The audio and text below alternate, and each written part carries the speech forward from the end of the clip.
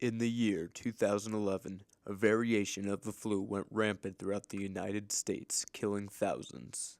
It wasn't long before U.S. citizens realized this strand of the flu reanimated those it killed, creating the creature formerly known as the undead. In the dawn of the outbreak, one man, James Walker, locked down a local store and created the resistance group, the USS, the Undead Suppression Squad. This is their story. St. Albans, Vermont. Origin of the USS. The safest place in the world.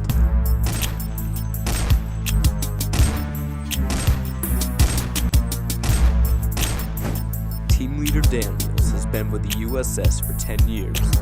Though his young age is sometimes questioned, he is one of the most respected officers in the squad.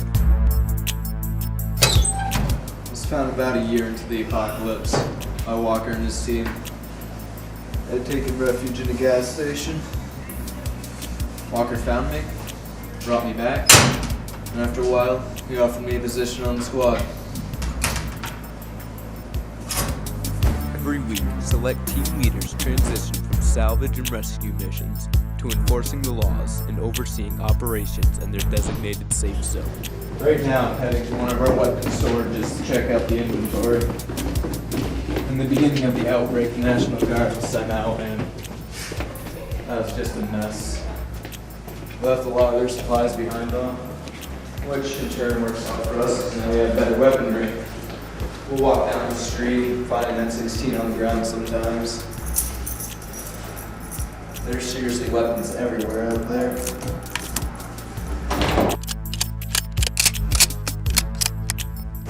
Alright. Now I'm just going to do a patrol of the building, get the reports, make sure everybody's doing what they're supposed to. In order to stay here, the civilians just have to do simple tasks, maintenance, cleaning, etc.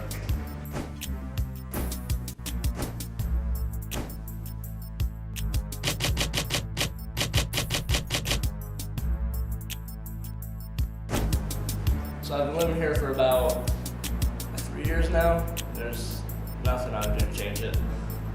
I mean, before I was scavenging and fearing for my life every day. Here I have, everything I could ask for.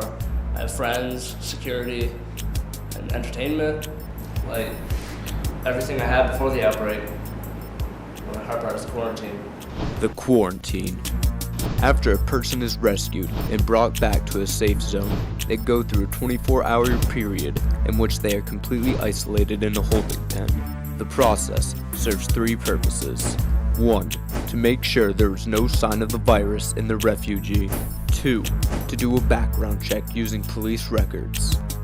And 3. To test the refugee's sanity. Quarantine is an important part of the rescue. Ensuring the safety of those here is one of our main objectives, and the quarantine does just that.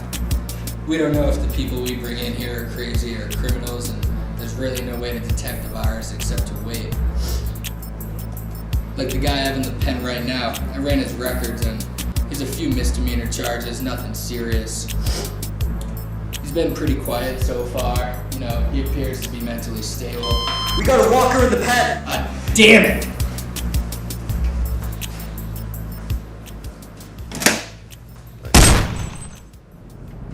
The reasons like what happened the other day are exactly why we have the quarantine.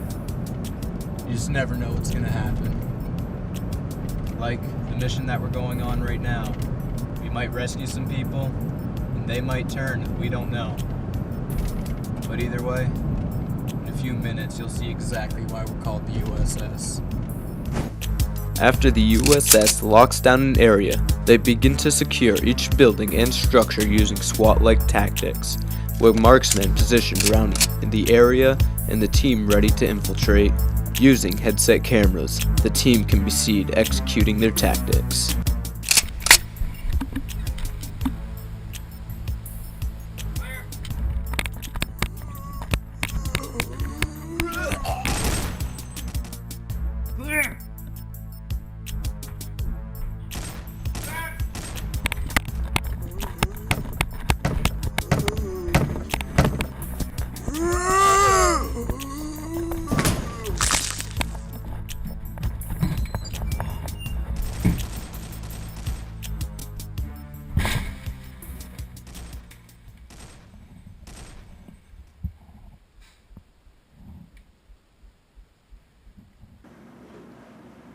the girl seems like she's gonna be alright. She was stable on the ride back. She's been in quarantine for quite a while, so she's not turning.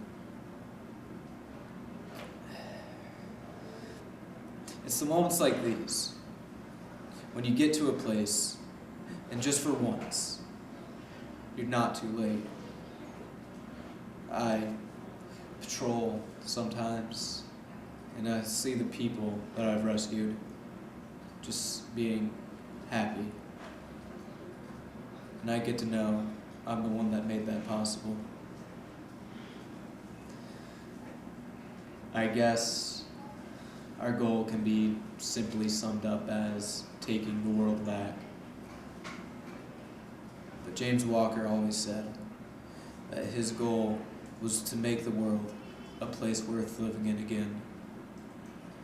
To take these people out of the hell that they're in and give them the lives that they deserve.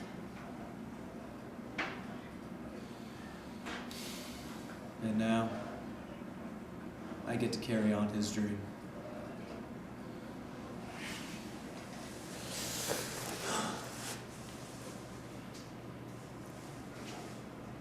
Thank you, sir.